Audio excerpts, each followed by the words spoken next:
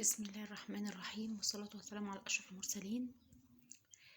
احنا معانا اهوت ده السمك درفيل، جميل جدا. شايفين راسه عاملة ازاي؟ هنمسكه بقى دلوقتي، هننضفه ونوضبه، بس متنسونيش بقى في اللايك. ده الراس بتاعته هنمسكها نقطعها الأول، لأن احنا هنعمله صينية. فهنمسك الراس نقطعها زي ما انتوا شايفين كده. هي ملهاش لازمة، يعني احنا بنقطعها وبنرميها.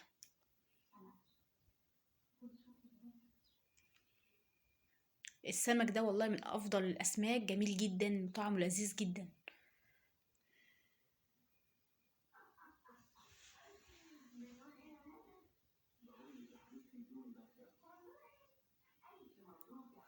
بننضفه كويس من جوه وكده. هنبدأ بقى ان احنا نفتحه، نعمله زي نظام يعني ايه، بنفتحه من النص كده ونفرده.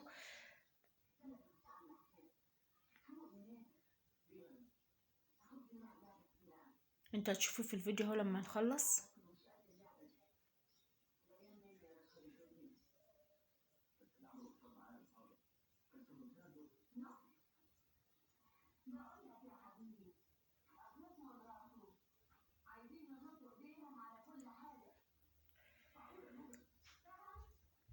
هنخلصه خالص.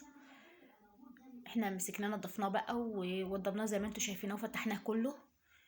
هنبدأ بقى ده دقيق، هنبدأ ان احنا نعمله في الدقيق ونقليه. هنقليه كله الاول قبل ما نعمله الصينية، عشان ده بيديله طعامه ولذيذ اكتر.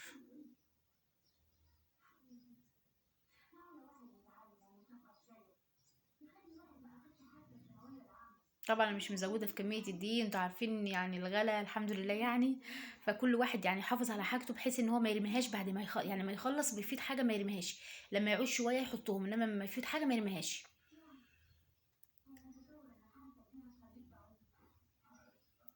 حتى لو فاض منك شويه دي وانت بتقلي السمك، ممكن ان انت تنخليهم تاني وتعينوهم في مجمع.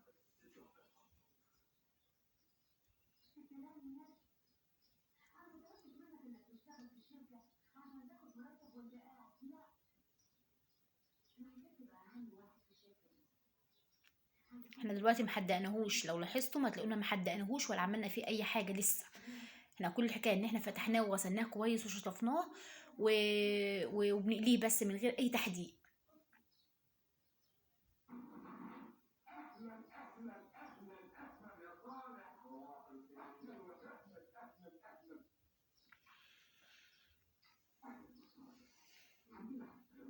دلوقتي احنا خلصناها اهوت قليه الحمد لله. إيه، طبعا ما جبتلكوش وانا بقلي برضه، عشان ايه ما يبقاش الزيت وكده والوش والكلام ده. فانا خلصته بقى قليه ووريته لكم. إيه، ده بصل وفلفل وطماطم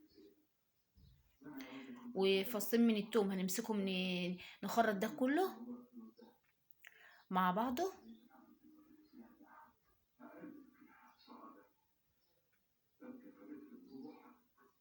والله ما اقولكوش، طعم صينيه السمك دي كان طعمها تحفه بجد والله.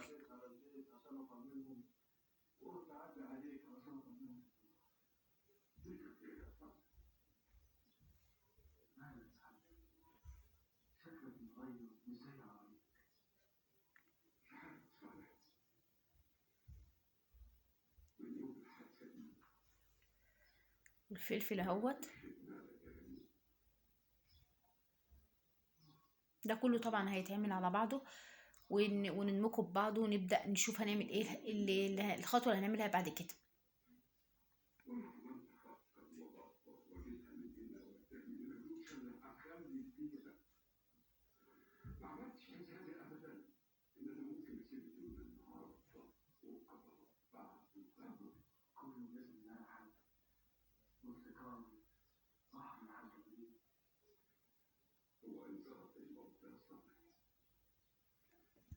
خرب بصلنا كمان.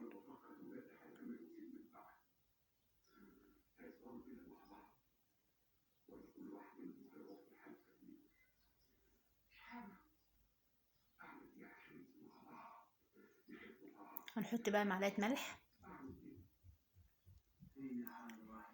ومعلقتين صغيرين كده من التوابل.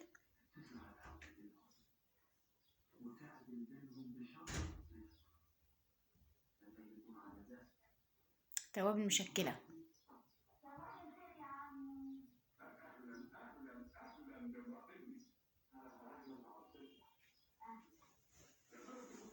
وادي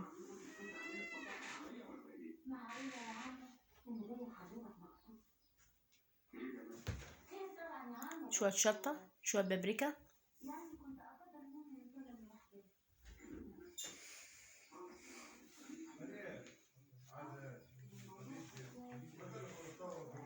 هندعك بقى كله ببعضه كده،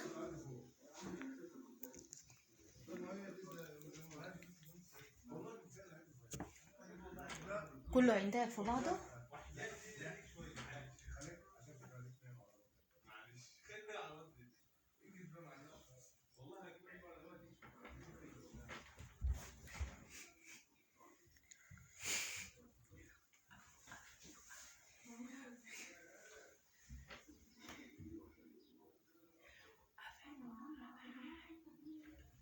ندمجه بقى وندعكه دعكه جديد جميله جدا. نحط بس زيت صغير، ما كنتش هحط بس ايه، لان السمك طبعا لما قليته حطيت فيه زيت، شارب زيت، فانا مش عاوزه احط كميه كبيره.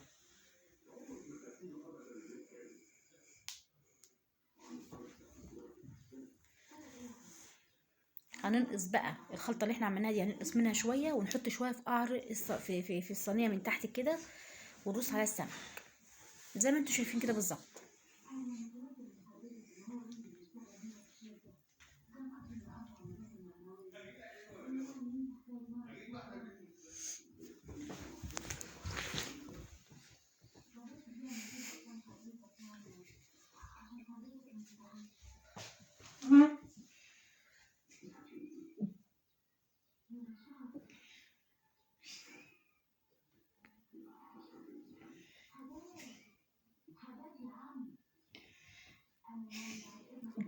اطلع بره يا احمد.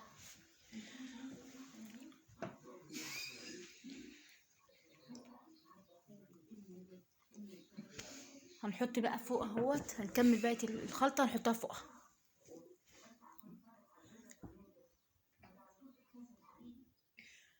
هنحطها بقى على فرن، على البوتاجاز 5 دقايق يا دوبك تتشفى كده شويه، ونوطي خالص النار. بعد كده بنحطها في الفرن ونقيد الشوايه ونسيبها تتحمر من على الوش شويه. وكده الحمد لله الصينيه بتاعتنا طلعت وجميله والحمد لله. يا رب نكون افدناكم، واشوفكم في حفظ الله، والسلام عليكم ورحمه الله وبركاته.